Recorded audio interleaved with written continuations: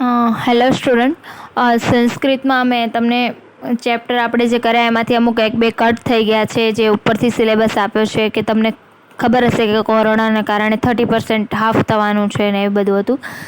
તો હવે ગ્રામરમાં બિલકુલ એમણે કટ નથી કર્યું.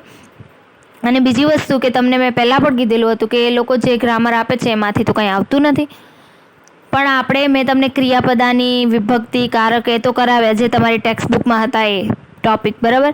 અને સમાસ કરાવું છું. આટલો ગ્રામર આપણે હમણાં માટે રાખીશું. બાકી કૃદંતનો ટાઈમ મળશે તો હું ચોક્કસ કરાવીશ, ને નહીં મળે તો તમને મેં કીધું જ છે કે સમાસ કૃદંત આ બધું તમારી ટેક્સ્ટ બુકમાં છે, એ વાંચી લેજો. હું તમને જે આપું છું, લખાવું છું, એમાંથી જ એક્ઝામ્પલ હશે. તેમ છતાં એક મારી ફરજ છે એટલે સમાસ તમને સંસ્કૃતમાં શીખવાડું છું. સ્પેશિયલી મેં 9th વાળા માટે એમને સેમેસ્ટર 1માં આવતા હતા સમાસ, પણ એમને સેમેસ્ટર 1માં બિલકુલ ગ્રામર કરાવવામાં નહોતું આવ્યું. મેં બધું જ પાછળથી કરાવ્યું હતું. આખી 9thની સંસ્કૃતની ગ્રામરની નોટ મેં અલગથી બનાવેલી હતી. પણ કમનસીબી આવી કે એવું કંઈ ગ્રામર ક્યારે એક્ઝામમાં આવતું નહીં. પણ એક બે ટોપિક એવા હતા કે જે આવ્યા હતા. એક બે ટોપિક આવ્યા હતા, બાકી બધા તો અમે એમને એમ કરાવ્યા હતા. પણ એમને મારી ફરજ છે અને એમને શીખવું એ એમની ફરજ છે, એટલા માટે અમે બધા કરાવ્યા હતા. પણ હવે તમને હું સમાસ કરાવું છું. સમાસ મેં એમને બધા જો આ જે તમને કરાવું છું ને એ રીતે જ મેં એમને ડેફિનેશન એવી ટ્રીક બધી શોધી કે એમને કેવી રીતે યાદ રહે ગ્રામર. પણ સંસ્કૃત ગ્રામર છે, આપણો સબ્જેક્ટ સંસ્કૃત આમ પણ આપણને બધાને ઓછો આવડતો એટલે એના કારણે આપણને જલ્દી યાદ ન રહે. અને સમાસ એટલે કમ્પાઉન્ડ, બરાબર, કમ્પાઉન્ડ વર્ડ જેને આપણે કહેતા હોય. તો ઇંગ્લિશમાં પણ એ ડિફિકલ્ટ હોય છે, ગુજરાતીમાં પણ ડિફિકલ્ટ લાગે છે, હિન્દીમાં પણ લાગે છે, તો પછી સંસ્કૃતમાં તો આપણને ખબર જ છે કે કેટલા ડિફિકલ્ટ છે. તેમ છતાં હું ટ્રાય કરીશ કે થોડા ઘણા તમને સમજાવી શકું. પણ બની શકે ત્યાં સુધી આપણે આ એક્ઝામમાં હું કરાવીશ એનો એટલે એક જ વખત કરાવીશ. સેમેસ્ટર 2માં પણ તમને આવશે સમાસ, તો વારે ઘડી નહીં થાય. એટલે કમ્પાઉન્ડ વર્ડ. પહેલાં તો સમાસ એટલે શું, જો આનામાં ડેફિનેશન દેખાય છે, હું તમને ફોટો મોકલીશ એટલે તમારી નોટબુકમાં લખી લેજો. મારા લખવા માટે મેં નોટ બનાવી હતી, હવે એ જ ફોટો મેં પાડ્યા છે. ઓલી વખતે તો 9th વાળાને હું બોર્ડ પર લખાવતી એટલે આમાંથી શોધીને લખાવતી, પણ હવે એટલો ટાઈમ નથી બચ્યો કે અલગથી પાછું બીજી નોટ્સ બનાવું. તો તમને આ મોકલીશ, તમે થોડું સમજી વિચારીને લખી લેજો તમારી બુકમાં. તો સમાસ શબ્દ કા અર્થ है संक्षेप या घटना. આ હિન્દીમાં એટલા માટે કહું છું ડેફિનેશન કે તમને સમજાય, એટલે સંસ્કૃતમાં નહીં સમજાય. समास शब्द का अर्थ है संक्षेप या घटना, अर्थात दो या दो से अधिक शब्दों को इस प्रकार मिला देना कि उनके आकार में किसी भी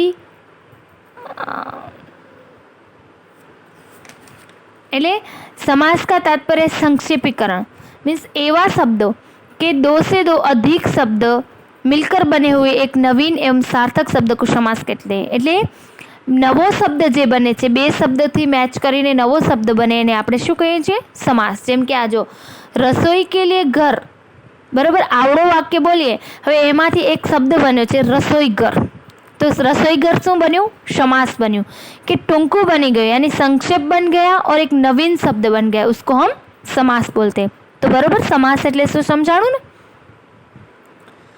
सामसिक शब्दों के बीच के संबंध को स्पष्ट करना समास विग्रह कहता है. એટલે જો રસોઈ કે લીએ ઘર, હવે પેલું રસોઈ ઘર તમને આપેલું હોય, બરાબર. હવે એને તમને એમ કે વિગ્રહ કરો, તો વિગ્રહ એટલે શું? તો છૂટું પાડવું. કઈ રીતે? રસોઈ કે લીએ ઘર. હવે આખું તમે આ છૂટું પાડ્યું એને આપણે શું કહીએ? વિગ્રહ કર્યો કહેવાય. જેમ કે રાજપુત્ર, હવે રાજપુત્ર વર્ડ્સ આપેલો છે તો એ સમાસ છે, શોર્ટ એન્ડ સ્વીટ. પણ હવે એને વિગ્રહ કરવાનું કે તો આપણે કઈ રીતે કરીએ? રાજા કા પુત્ર, બરાબર. એટલે વિગ્રહ ખબર પડી, સમાસ ખબર પડી. હવે પૂર્વપદ और ઉત્તરપદ એ સમજો. તો તમને ડેફિનેશનમાં વચ્ચે આવશે કે પૂર્વપદ ઉત્તરપદ. તો પૂર્વપદ અને ઉત્તરપદ એટલે શું? તો સમાસમાં બે પદ હોય. માની લો કે આ રસોઈ ઘર છે, તો રસોઈ અને ઘર એ બે પદ થયા, મીન્સ બે વર્ડ્સ થયા. હવે જે પહેલા પદ કો પૂર્વપદ, બરાબર, પહેલું જે હોય ફર્સ્ટ વર્ડ એને પૂર્વપદ, અને સેકન્ડ જે વર્ડ છે એને આપણે શું કહીએ છીએ? ઉત્તરપદ. તો આ સમજાણું તમને આટલું. સમાસ કોને કહેવાય, વિગ્રહ કોને કહેવાય, અને પૂર્વપદ અને ઉત્તરપદ. પૂર્વપદ और હવે જો આનામાં ગંગાજલ શબ્દ છે, આયરો જો ગંગાજલ, તો ગંગાજલ इसमें ગંગા જો હે પહેલો પદ એટલે શું કહેવાય? પૂર્વપદ, અને જલ એટલે ઉત્તરપદ, બરાબર. હવે સમાસના પ્રકાર છે અવયવી ભાવ સમાસ, તત્પુરુષ સમાસ, બહુવ્રીહી સમાસ, દ્વંદ્વ સમાસ, એ બધા એના પ્રકાર છે. હવે જો આનામાં તમને મેં હિન્દીમાં સમજાવ્યું એ જ રીતે થોડું તમને સંસ્કૃતમાં પણ કહું. દેવાનામ આલય, જો હવે જો દેવાલય એટલે ભગવાનનું જે મંદિર હોય એને શું કહીએ આપણે સંસ્કૃતમાં? દેવાલય. અને એનો મોટું હોય એનો વિગ્રહ કઈ રીતે થાય? દેવાનામ આલય. પહેલા મેં તમને એટલે હિન્દીમાં કીધું કે આ ડાયરેક્ટ સંસ્કૃતમાં કીધું હોય તો સમજાણું ના होत. जब समास वाले शब्द को अलग किया जाए तो उसको हम विग्रह कहते हैं, बराबर. राजपुरुष का विग्रह तो राग्न રાજજ્ઞ પુરુષ, સંસ્કૃતમાં આ રીતે થાય વિગ્રહ. આ સમાસના પ્રકાર છે જો બધા: અવયવી ભાવ, તત્પુરુષ સમાસ, કર્મધારય સમાસ, દિગ્ગુ સમાસ, દ્વંદ્વ સમાસ ને બહુવ્રીહી સમાસ. તો થોડા આપણે જોઈએ. પહેલું જે છે अवयवी भाव समास, तो प्रथम पद जो है वो अवयव हो, मीन्स पहला छोटा दूसरा बड़ा. પહેલો વર્ડ જે છે એનો મિનિંગ કેવો હશે? સાવ નાનો હશે. અને બીજા વર્ડનો મિનિંગ થોડો મોટો હશે.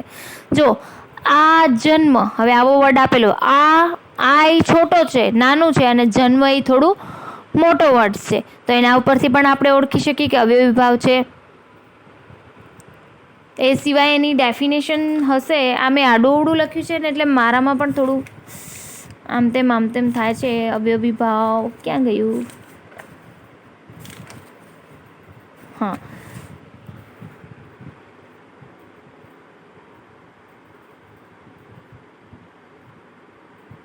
जो आ रही हूँ अवयव, पूर्व प्राय अवयव होता है. जो હવે આમાં ઉપનગરમ સંસ્કૃત વર્ડ છે એટલે પહેલા શબ્દની અનુસ્વાર પહેચાન, એટલે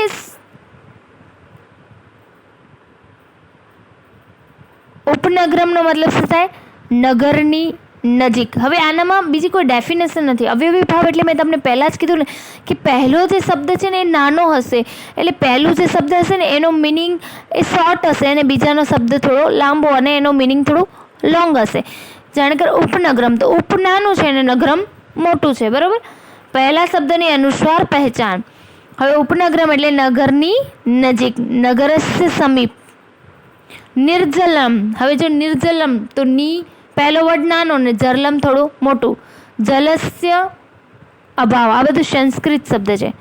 ઉપનદી, જો ઉપનદી, હવે ઉપનદી એ ઉપનાનું અને નદીનું મિનિંગ થોડું મોટું. અનુગુણમ એટલે ગુણના યોગ્ય. યથાબલમ, બલ કે અનુસાર આપણે એને કહીએ ને કે, તો યથા નાનું ને બલમ મોટું. આ એના થોડા એક્ઝામ્પલ છે. આમાંથી પણ હું પૂછી શકીશ. એક્ઝામ્પલ આ તમને લખવાના છે નોટબુકમાં. એક્ઝામમાં તમારે ટેક્સ્ટ બુકના એક્ઝામ્પલ ને આમાંથી પણ હું એક્ઝામ્પલ લઈશ, આ બધામાંથી. એટલે આ યાદ રાખવાના. આ એક્ઝામ્પલ એટલે તમારો સમાસ હશે. બાકી અત્યારે ડીપમાં નહીં, પછી સ્કૂલ ઓપન થશે ત્યારે આપણે એકદમ પરફેક્ટલી શીખશું. અત્યારે તમારી થોડી ઘણી જાણ ખાતર હું તમને એટલી છૂટછાટ આપું છું કે આમાંથી સમજો અને એક આ હું તમને આપું એના એક્ઝામ્પલ કરજો પરફેક્ટ, અને બીજા તમારી ટેક્સ્ટ બુકના. તો એ બેની માંથી જ એક્ઝામ્પલ લઈશ, એની બહારના એક્ઝામ્પલ નહીં આવે. હવે અવયવી ભાવ સમજ્યા આપણે સમાસ. હવે બીજો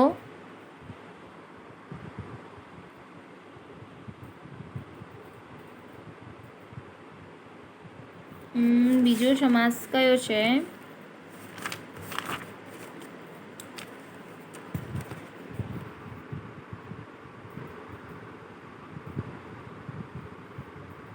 હવે જો બહુવ્રીહી સમાસ, સેકન્ડ નંબરનો બહુવ્રીહી સમાસ છે. તો ચલ, એટલે એવું નથી કે પહેલો આ બીજો, ગમે તે આડાવડા તમે લખી શકશો, એમાં કંઈ વાંધો નહીં. પણ હું તમને આ સમજાવવા માટે લેતી આવું છું બહુવ્રીહી સમાસ. તો બહુવ્રીહી સમાસ એટલે એની ડેફિનેશન શોર્ટ એન્ડ સ્વીટ કહું તો એમાં જે વર્ડ આપેલો હોય ને એ વર્ડમાં કોઈ ત્રીજાની વાત થતી હોય, બરાબર. તો કોઈ ત્રીજા વ્યક્તિ કે કોઈ ત્રીજી વસ્તુ જે છે ને એટલે એની કંઈક વિશેષતા બતાવો હોય. મીન્સ એનો પૂર્વપદ અને ઉત્તરપદ જે હોય ને એની કંઈ પ્રધાનતા ના હોય, એનો કંઈ મિનિંગ નથી હોતો, કોઈ ત્રીજાની જ વાત થાય. જો કઈ રીતે? તો દશાનંદ. હવે જો આ દશાનંદ એટલે કોની વાત થઈ છે? કે 10 હે આનંદ. હવે 10 હે આનંદ એનો મિનિંગ એમ થાય દશાનંદનો, 10 હે આનંદ. તો દશાનંદ એટલે રાવણના 10 માથા હતા. તો આમાં કોની વિશેષતા બતાવી છે? રાવણની. જો 10 હે આનંદ એ આખી અલગ છે, એમાં કોઈ ત્રીજી જ વ્યક્તિની વાત થતી હોય. ગંગાધર, હવે ગંગા કો ધારણ કરને વાલા, આનો મિનિંગ શું થાય? ગંગાધર, ગંગા કો ધારણ કરને વાલા. તો ગંગાને ધારણ કોણ કરે? તો ભગવાન શિવ.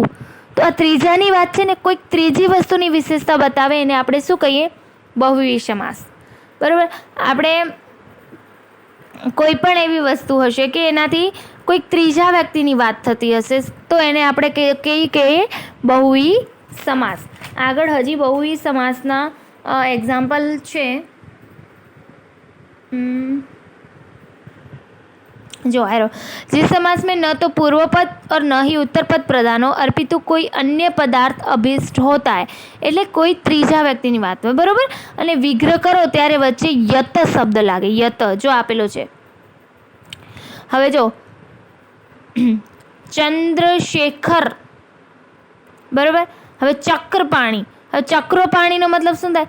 ચક્ર કો ધારણ કરને વાલા. તો એ કોણ હોય? વિષ્ણુ. તો વિષ્ણુની વિશેષતા બતાવી છે, કોઈક વ્યક્તિની વિશેષતા બતાવી હોય અને ત્રીજી જ વાત થઈ હોય. હવે પિતાંબર, તો પિતાંબર કોણ પહેરે છે? વિષ્ણુ ભગવાન. તો આમાં વિષ્ણુની વિશેષતા છે. બરોબર. પિતાંબરનું કંઈ લેવા દેવા નથી. આ એક્ઝામ્પલ જોઈ લેજો. દીપાદ, પતિત પત્ર. જો પતિત પત્ર એટલે ઝાડ પરના પન્ના, ઝાડ પરના, ઝાડની કહેવાય ને, સોરી, પતિત પત્ર એટલે પાંદડાની ડીશો. પાંદડાની ડીશો આવતી પહેલાં ખબર? પાંદડાની ડીશો. તો એ કોની હોય?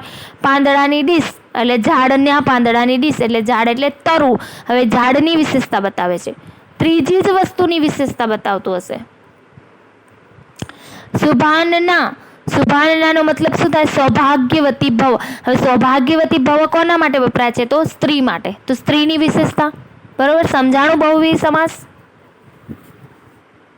હવે એના પછી કયો લઈશું? ચલો દ્વંદ્વ સમાસ. તો દ્વંદ્વ સમાસ ઇઝી છે કે દ્વંદ્વ સમાસમાં બંને જે પદ હોય ને એ બંને પદનું એટલું ને એટલું શું કહેવાય महत्व है. बराबर. બંને પદનું, दोनों पद का महत्व समान होता है और बीच में विग्रह करते समय च लागे. च નો મતલબ શું થાય? અને હિન્દીમાં આપણે જેને શું કહેવાય? ઓર. હવે આમાં શું હોય ખબર? એ તો તમને ઇઝીલી ઓળખાઈ જાય. તમે એમ કહો ને સીતા અને રામ, તો સીતા અને રામ બંને ઇક્વલ છે. આપણે એમ પણ ન કહી શકીએ કે રામ મહાન અને સીતા મહાન. બંને શ્રેષ્ઠ હતા. માતા પિતા આપણા માટે પૂછે કોઈ કે મમ્મી કે પપ્પા, તો મમ્મી પપ્પા બંને ઇક્વલ હોય. બરાબર. રાત દિવસ, તો રાત અને દિવસ ઇક્વલ છે. આંખ આપણને કંઈક પૂછે ડાબું કે જમણું, તો ડાબું જમણું બંને ઇક્વલ છે. છોકરો છોકરી તો બંને ઇક્વલ છે. એટલે આવી રીતના તમને વર્ડ્સ આવે. જો સંસ્કૃતમાં એવું પૂછે સીતારામો, તો એને શું થાય? કયો સમાસ થાય? દ્વંદ્વ સમાસ. સીતાચ રામો, માતાચ પિતા, રાતોચ દિન. એટલે આવા જે શબ્દો હોય કે બંને ઇક્વલ હોય એવા શબ્દોને શું કહેવાય? દ્વંદ્વ સમાસ. ગુજરાતીમાં પણ એમ જ હોય છે. સવાર સાંજ, રાત દિવસ, રાજા રાણી, એ બધું શું કહેવાય? દ્વંદ્વ સમાસ. સમજાણું? આ એકદમ ઇઝી છે દ્વંદ્વ. હવે દ્વિગુ સમાસ. દ્વિગુ પણ એકદમ ઇઝી. દ્વિગુ શબ્દમાં, દ્વિગુ સમાસમાં શું હોય? સંખ્યા આપેલી હોય કંઈ પણ. બરાબર. દ્વિગુ સમાસમાં જેમ કે પંચવટી, પંચ એટલે 5, ત્રિલોકી એટલે 3, શતાબ્દી એટલે 7. બરાબર. ત્રિલોકી એટલે 3 લોકો. પંચવટી 5 વટી કરીને 5 વટો કરીએ, જેનો દીવો કરીએ. શતાબ્દી એટલે 7 દિવસ. નવરાત્રમ એટલે 9 દિવસ, નવરાત્રિ. બરાબર. સપ્તાહે, દ્વિરાત્રમ, ત્રિભુવન એટલે 3 ભુવન. આ રીતે તમને સંખ્યા આપેલી હોય એટલે સમજી જવાનું કે કયો સમાસ છે? દ્વિગુ સમાસ. ત્રી, એ રીતે શતાબ્દી. આ બધા એક્ઝામ્પલ યાદ રાખો, આનામાંથી આવશે એક્ઝામમાં. હવે અવયવી ભાવ સમાસ થઈ ગયું. હવે આપણે પહેલેથી જોઈએ આપણે કેટલું કર્યું. સમાસનો મતલબ સમજ્યા, પૂર્વપદ શું છે, ઉત્તરપદ શું છે સમજ્યા આપણે. પછી તત્પુરુષ સમાસ લઈ લઈએ. ચલો હવે આપણે તત્પુરુષ સમાસ થોડુંક ડિફિકલ્ટ જેવું છે.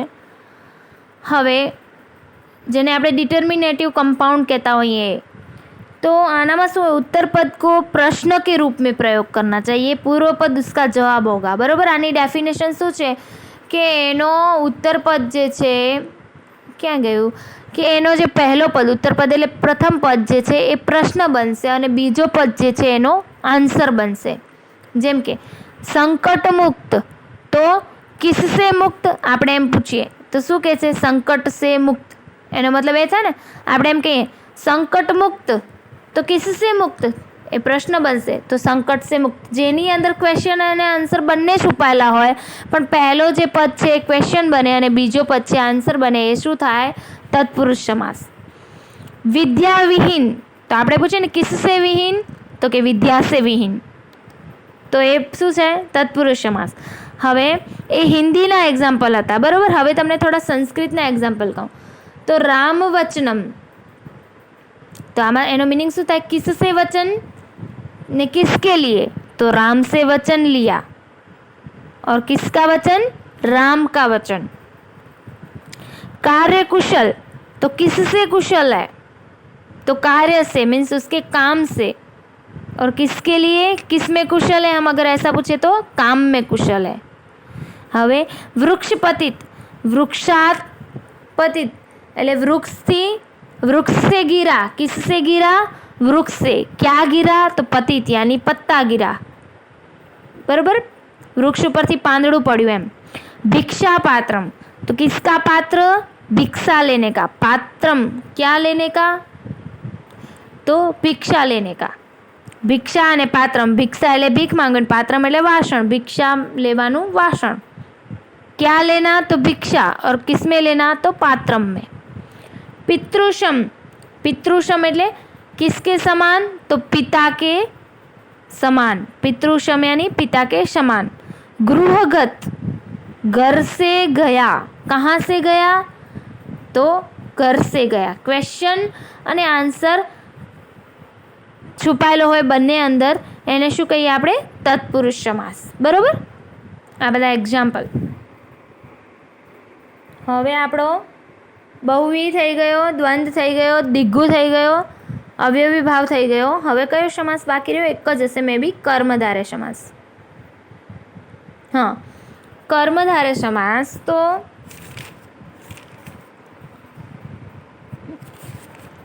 કર્મધારય સમાસમાં સોરી એક મિનિટ. હા, આ તમને ભલે ને મેં શીખવાડ્યા છે, હું તમને સાચું કહું, તમને આમાં મૂંઝવણ થશે ને થશે જ. એના કરતાં એક્ઝામ્પલ જ યાદ રાખજો. हवे पहला, इसमें जो पहला पद है वो दूसरे पद की तुलना करता हो, मीन्स बने ने हम जोड़े ने, तुलना करें, विशेषता बताता हो. पहला पद जो है वो दूसरे पद की कुछ विशेषता बताता हो, उसको हम कर्मधारय कहते हैं.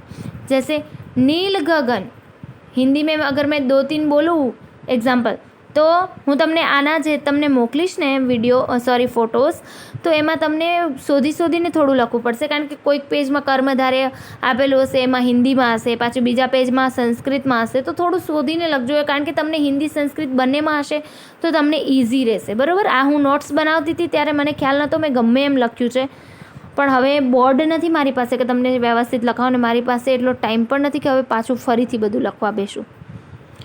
કર્મધારય નીલ ગગન, તો હવે નીલા હે ગગન, તો પહેલું જે પદ છે બીજા પદની શું બતાવે છે? વિશેષતા બતાવે છે કે બીજો જે પદ છે એ કેવું છે? ગગન કેવું છે? ગ્રીન કલરનું છે. પછી બીજો શબ્દ કદાચ આપણે હિન્દીમાં આપણે સૂર્યમુખી, તો सूर्य के समान मुख, उसका मुंह कैसा होना चाहिए? सूर्य के समान. तो पहला पद है वो दूसरे पद की विशेषता बताता. હવે જો સુંદર પુસ્તકમ, પુસ્તક કેવું છે? સુંદર.